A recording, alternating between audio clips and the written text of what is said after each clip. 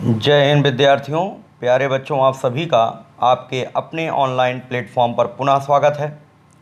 बच्चों, आप लोगों ने टेस्ट नंबर 25 पढ़ लिया था और आज हम लोग जो है अब टेस्ट नंबर 26 पढ़ने चल रहे हैं। टेस्ट नंबर 26 में भी वर्क पावर एंड एनर्जी के कुछ महत्वपूर्ण प्रश्न हैं।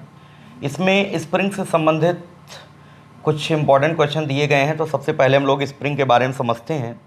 जैसे मान लीजिए कि जो है कोई स्प्रिंग है जिसका स्प्रिंग कांस्टेंट के है। ये मान लो स्प्रिंग है, इसका स्प्रिंग कांस्टेंट के है और ये कोई भी ब्लॉक है। ठीक है, ब्लॉक अभी जहाँ पर है इसकी ये जो पोजीशन है इसको कहते हैं मीन पोजीशन, इसको कहते हैं माध्य स्थिति। ठीक है, अगर इसको माध्य स्थिति से थोड़ा सा खींचा जाए, ये माध्य स्थिति mean position x equal to 0, अगर इसको थोड़ा सा यहाँ पर खींच लिया जाए, x डिस्टेंस तक इसे स्ट्रेच किया जाए, तो जब इसको यहाँ पर डिस्प्लेसमेंट इस डायरेक्शन में कराएंगे, इसको खींच करके जब हम लोग छोड़ते हैं तो ये अपने आप मीन पोजीशन की ओर आता है। इसका मतलब जो रिस्टोरिंग फोर्स होता है वो मीन पोजीशन की ओर काम करता है। रिस्टोरिंग फोर्स का मतलब होता है प्रत्यानयन बल। ठीक है, जो रिस्टोरिंग फोर्स होता है वो मीन पोजीशन की ओर काम करता है और डिस्प्लेसमेंट इस तरफ है। तो देखो, जो work done by spring force है, ठीक है, वैसे work done by spring force negative है, क्योंकि यहाँ पर स्प्रिंग फोर्स देखिए इस डायरेक्शन में काम कर रहा है और डिस्प्लेसमेंट ये है, तो work done by spring force is negative. लेकिन अगर कोई प्रश्न हो, जैसे क्वेश्चन ऑफ द डे में हमने दिया था, जो है वहाँ पर पॉजिटिव या नेगेटिव दोनों टिक किया गया था। जिस ऑप्शन में था वो क्यों हमने किया था, क्योंकि जब ये ब्लॉक यहाँ से यहाँ जा रहा था उस समय स्प्रिंग फोर्स और डिस्प्लेसमेंट दोनों अपोजिट डायरेक्शन में थे, तो वर्क क्या था, निगेटिव था।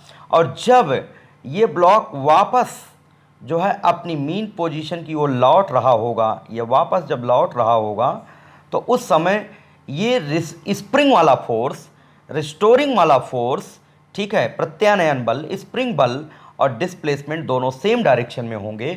उस समय वर्क क्या होगा, पॉजिटिव होगा। इसीलिए हमने पॉजिटिव और नेगेटिव दोनों टिक कराया था। पॉजिटिव भी हो सकता है और नेगेटिव भी हो सकता है। पॉजिटिव कब होगा, जब एक्सट्रीम पोजीशन से ब्लॉक अपने मीन पोजीशन की ओर लौट रहा होता है, उस समय बल और विस्थापन दोनों समान दिशा में होते हैं, तो वर्क डन उस समय पॉजिटिव रहता है।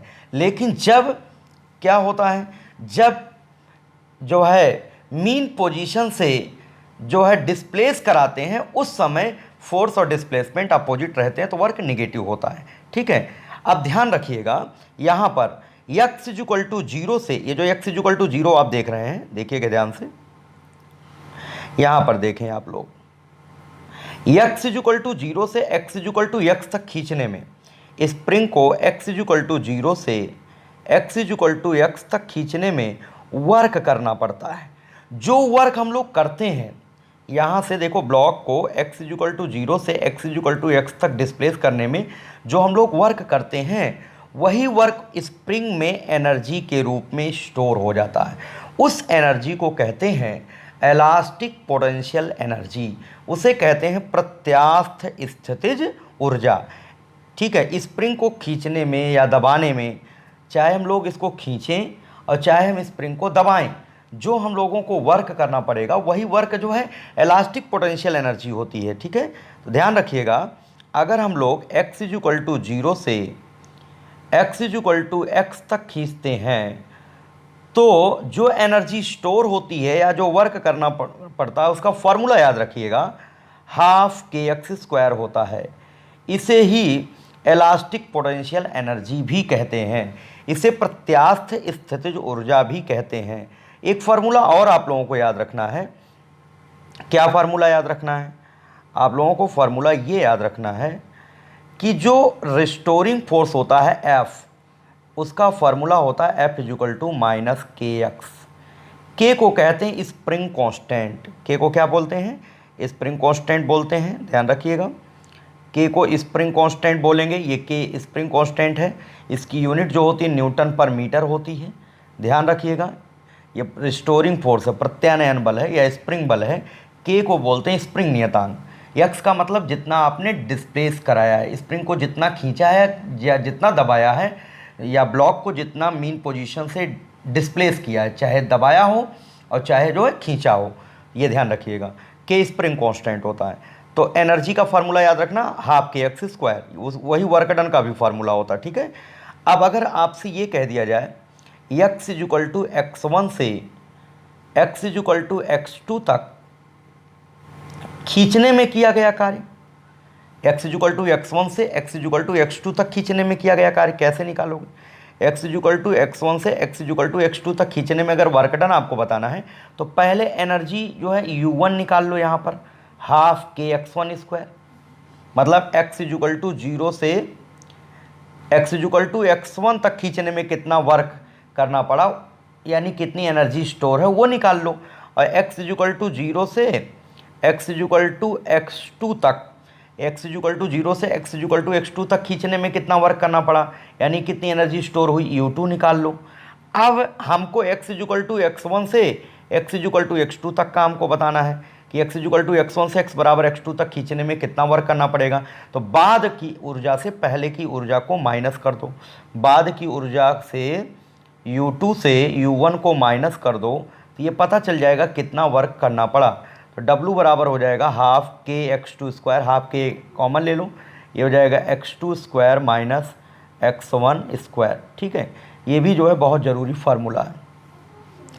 तो फिर से एक बार हम आप लोगों को बताना चाहेंगे, जैसे x इक्वल टू 0 से x इक्वल टू x1 तक खींचते हैं तो जो वर्क करना पड़ता है, यानी जो एनर्जी स्टोर होती है, हाफ के x1 स्क्वायर होती है।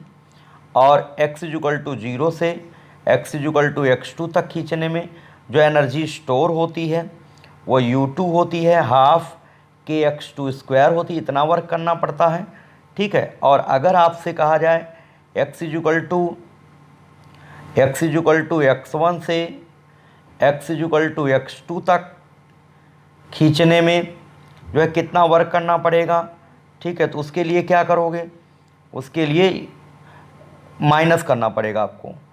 तो वर्क यानी एनर्जी कितनी स्टोर होगी, हाफ के x2 स्क्वायर में से हाफ के x1 स्क्वायर माइनस कर दो, हाफ के W बराबर हो जाएगा हाफ के x2 square minus x1 square हो जाएगा, ठीक है। ये ध्यान रखिएगा फार्मूला। तो स्प्रिंग बल जो होता है वैसे कार्य तो नेगेटिव करता है, लेकिन अगर पूछा जाए कार्य हो सकता है, पॉजिटिव भी हो सकता है और नेगेटिव भी हो सकता है। तो किसी भी स्प्रिंग को x इक्वल टू 0 से x इक्वल टू x1 तक खींचने में कितनी एनर्जी स्टोर होती है याद रखो, x इक्वल टू 0 से x इक्वल टू x2 तक खींचने में कितनी एनर्जी स्टोर रहती है भी याद रखो। x इक्वल टू x1 से x इक्वल टू x2 तक खींचा जाए तो कितनी एनर्जी स्टोर होगी या कितना वर्क करना पड़ेगा, W बराबर क्या हो जाएगा, वर्क डन हाफ के ब्रैकेट में x2 square minus x1 square, ठीक है। स्प्रिंग को खींचें चाहे दबाएं, हमें वर्क करना पड़ता है। जो वर्क हम लोग करते हैं वो वर्क उसमें इलास्टिक पोटेंशियल एनर्जी के रूप में स्टोर हो जाती है। ये महत्वपूर्ण बिंदु थे। अब इसके बाद कुछ महत्वपूर्ण प्रश्नों का अभ्यास करेंगे हम लोग। आइए स्प्रिंग से संबंधित पहले सवाल की चर्चा करते हैं। क्वेश्चन नंबर 1 है यहाँ पर, एक लंबी स्प्रिंग x सेंटीमीटर खींची हुई है। एक लंबी स्प्रिंग है, एक लंबी स्प्रिंग है, ठीक है। ये कितनी खींची हुई है, x सेंटीमीटर खींची हुई है। इसकी पोटेंशियल एनर्जी u है। x सेंटीमीटर खींची हुई है और पोटेंशियल एनर्जी कितनी है, स्थितिज ऊर्जा कितनी है, u है, पोटेंशियल एनर्जी u है। यदि स्प्रिंग को nx सेंटीमीटर खींचा जाए, मतलब x इक्वल टू 0 से x इक्वल टू x तक जब खींचा जाता है तो potential energy u equal to होता है हाफ के x स्क्वायर। तो यहाँ से जो स्थितिज ऊर्जा है वो जितना खींचा जाता है उसके वर्ग के डायरेक्टली प्रोपोर्शनल है। पहले जितना खींचा गया था उसका n गुना खींचा गया है। इसका मतलब ये है, यहाँ पर देख रहे हो कि u directly proportional to x square है, पहले जितना खींचा गया था उसका n गुना खींचा जा रहा है। जब ये n गुना हो जाएगा तो क्या हो जाएगा, एनर्जी जो स्टोर्ड होगी बाद में जब nx खींचा जाएगा तो n स्क्वायर गुना एनर्जी स्टोर होगी। पहले एनर्जी कितनी स्टोर थी u, तो अब कितनी स्टोर होगी n स्क्वायर u। इसका मतलब ऑप्शन डी करेक्ट होगा। ठीक है, इसके बाद नेक्स्ट क्वेश्चन देखते हैं। बहुत अच्छे सवाल हैं सब। एक स्प्रिंग में खिंचाव x उत्पन्न करने पर उसमें संचित ऊर्जा 10 जूल है। अगर x इक्वल टू 0 से x इक्वल टू x तक स्ट्रेच करते हैं तो एनर्जी होता है हाफ के एक्स स्क्वायर बच्चों, और ये हाफ के एक्स स्क्वायर 10 जूल गिवन है। ठीक है, ये 10 जूल गिवन है। अब देखिएगा आगे, अगर इसको x डिस्टेंस और खींच दिया जाए, अगर x पहले खींचा गया था अब x और खींच दिया जाए, इसका मतलब x इक्वल टू 0 से x और जब खींचा जाएगा तो x इक्वल टू 2x तक खींचा जाएगा। तो पूछा गया है कितना वर्क करना पड़ेगा।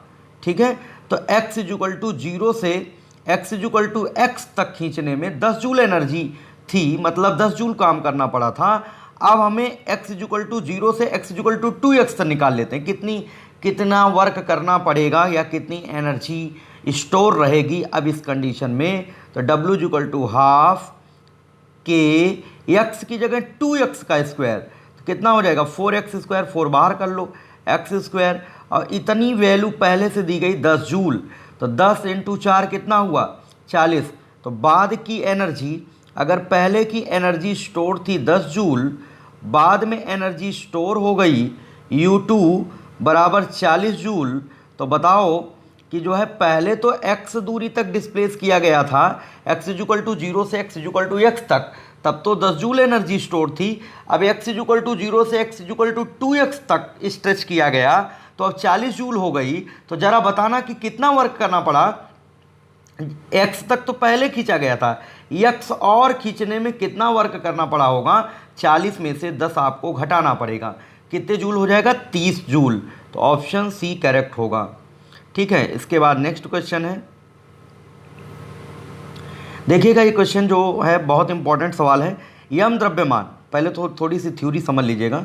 जैसे मान लो ये कोई मेज है, ठीक है, ये कोई टेबल है और मेज पर जो है एक जंजीर है, जंजीर का कुछ हिस्सा मेज पर रखा हुआ है और इसका कुछ हिस्सा जो है यहाँ पर लटक रहा है। ठीक है, यहाँ पर पूरी लंबाई जंजीर की मान लो L है, टोटल मास मान लो कैपिटल M है, और इसका मान लो आधा हिस्सा लटक रहा है तो L/2 होगा। तिहाई हिस्सा यहाँ लटक रहा होता, ठीक है, तो L/3 होता। चौथाई हिस्सा लटक रहा होता L/4 होता। अगर nवां भाग लटक रहा होता तो यहाँ पर क्या होता है L/n।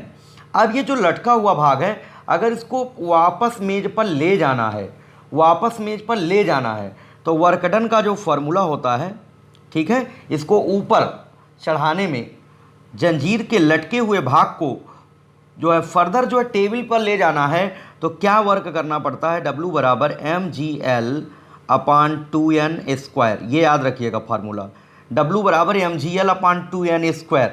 ठीक है, जब लाइव क्लास हम लेंगे तो वहाँ पर एक्सप्लेन करेंगे कैसे होता है। W बराबर mgl/2n² हो जाएगा। ठीक है, तो यहाँ से फार्मूला लगाते हैं, पहले क्वेश्चन को पढ़ते हैं। M मास है, L लंबाई है, जंजीर है, घर्षण रहित मेज पर इस प्रकार रखी है। एक ये घर्षण रहित मेज है, इस पर इस प्रकार से रखी है कि इसका 1/6 हिस्सा मतलब L/6, 1/6 का मतलब L/6। तो यहाँ n बराबर कितना हो गया 6, स्मॉल n बराबर 6 हो गया। ठीक है, किनारे से लटका है, लटके भाग को मेज के ऊपर खींचने में कितना वर्क करना पड़ेगा। तो W बराबर क्या फार्मूला अभी हमने बताया, mgl/2n²। n की जगह 6 रख दो, तो 6 का स्क्वायर 36, 36 दूना 72, कितना हो जाएगा mgl/72। ऑप्शन ए mgl/72 पहला ऑप्शन सही होगा। इसके बाद नेक्स्ट क्वेश्चन है, ये तो पिछले ही सीरीज में हमने बता दिया था कॉन्सेप्ट। यदि किसी पिंड की गतिज ऊर्जा 300% बढ़ा दी जाए, काइनेटिक एनर्जी 300% बढ़ा दी जाए, तो उसके संवेग में कितने % का इंक्रीमेंट होगा। तो कल ही बताया था, अगर P और K के कई क्वेश्चन बता दिए थे। ये 10% था, तो ये कितना था ये 21%, और यहाँ पर 20% हमने लिया था रेखीय संवेग तो 44%, यहाँ पर 50% लिया था तो 125%, याद होगा सब लोगों को। और यहाँ पर 100% जब लिया था तो ये कितना 300%। तो यहाँ पर बच्चों के दिया गया 300%, बताओ लीनियर मोमेंटम कितने परसेंट हो जाएगा, 100%। पहला ऑप्शन सही हो जाएगा यहाँ पर। इसके बाद नेक्स्ट क्वेश्चन है, यदि रेखीय संवेग 50% बढ़ा दिया जाए, तो अभी हमने बताया 50% लीनियर मोमेंटम अगर बढ़ाया गया है तो काइनेटिक एनर्जी कितना हो जाएगा 125, 125% हो जाएगा। सी ऑप्शन सही होगा। इसके बाद नेक्स्ट क्वेश्चन है, ये लाइव क्लास में हमने बताया था, जो है फ्रिक्शन के कॉन्सेप्ट में ही बता दिया था। लाइव क्लास आप लोग देखिएगा, जो पिछला वीडियो पड़ा होगा उसमें। जो भी नए जुड़े हुए हो ज़रूर जो है पिछले वीडियो ज़रूर देखें, ठीक है। तो हमने क्या बताया था, अगर कोई बॉडी है मान लो u वेलोसिटी से चल रही है, फ्रिक्शन की वजह से कुछ दूरी पर चल करके, कुछ दूर चल करके अगर रुक जाती है, रुकने से पूर्व तय की गई दूरी पूछा जाता है s, ठीक है। तो s इज इक्वल टू होता है, रुकने से पहले फ्रिक्शन की वजह से बॉडी रुक जाती है तो रुकने से पहले कितनी दूरी वो ट्रेवल करती है, u²/2 μg होता है। यहाँ पर इनिशियल वेलोसिटी कितनी दी गई थी v, तो यहाँ u की जगह v रख दो तो v²/2 μg, option A correct हो जाएगा। ठीक है बच्चों, तो इस तरीके से हमने कुछ बेसिक क्वेश्चन आप लोगों को करा दिए हैं, और इन सभी प्रश्नों को कॉपी में ज़रूर आप लोग नोट करें, वीडियो को वॉच करें और कॉपी में नोट करें। जो बच्चे अभी नए जुड़े हुए हैं हमसे, वो जो है ज़रूर पिछले सारे वीडियोस देखें, और जो आज वॉच कर रहे हैं वीडियो, हमारे चैनल को ज़रूर सब्सक्राइब कर लें, ठीक है। बेल आइकन ज़रूर दबा लें, जिससे कि कोई भी वीडियो कभी भी किसी टाइम अपलोड हो तो आप तक नोटिफिकेशन पहले पहुंच जाए। धन्यवाद।